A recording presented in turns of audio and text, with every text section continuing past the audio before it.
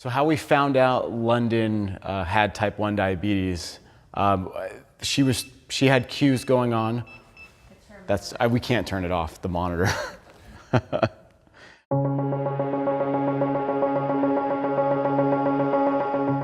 She had cues happening.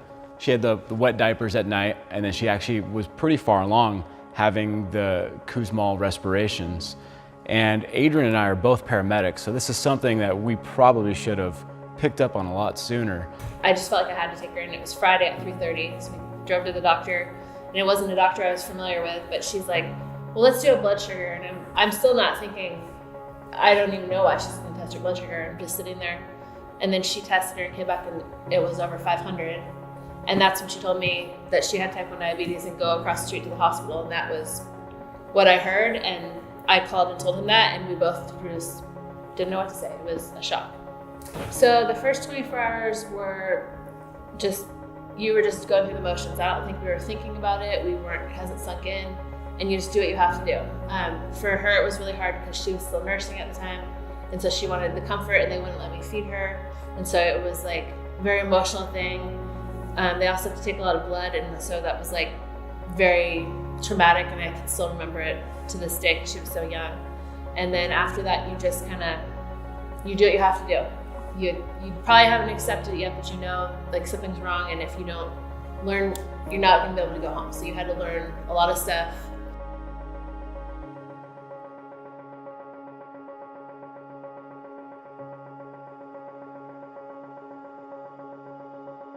Food in general, we had to become cognizant of what was in food itself. I find myself at Costco flipping bags of veggie sticks or healthy alternative items to see carb counts on there, 16, 20 grams per serving. We do a low carb diet for London. She's lots of proteins, lots of vegetables, and those so-called low carb snacks out there truly aren't low carb and would not work for us. So we found out about this organization called Canine Help for Diabetics through a mutual friend, and she knew the head trainer at the organization. So when London was diagnosed, she said, you might want to look into these dogs. And we are dog people, and we had lost our dog before, so we decided that it'd be a good thing to just have a diabetic alert dog. Being that she's so young, she can't always tell us that she's feeling low or high. In fact, she still doesn't really feel her lows or her highs, so we don't always know. And so what Sherlock does is he can smell her blood sugar when it's out of range. So if it's under 80 or above 150, he'll alert by pulling that Bringsel, the dog toy that you saw. Yeah. And he can smell a football field away. He can smell a football field away.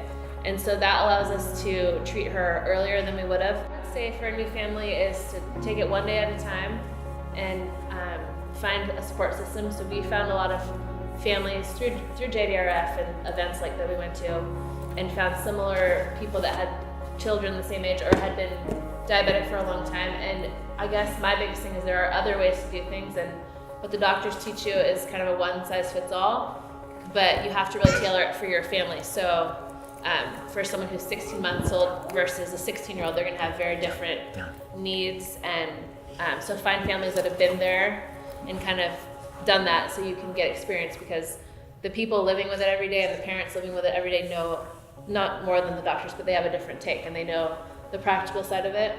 So I would just say one day at a time and do what works for you, not what works for everyone else. Living here in Temecula, we have found a huge support group of people that do have type 1 diabetes.